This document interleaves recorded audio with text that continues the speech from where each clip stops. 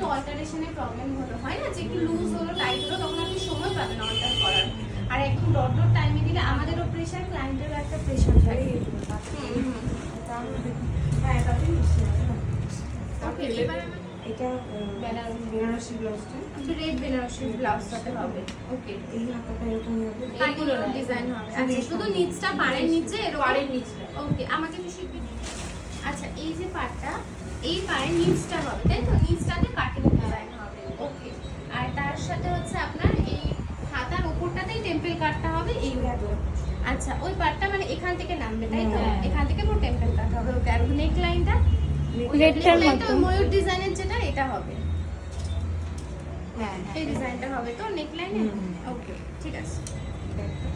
Back same, front back সেমই হয়। বলছি ব্যাকের গলার ছড়ানো রাউন্ড করাতে পারেন, এই যে দেখুন এরকম।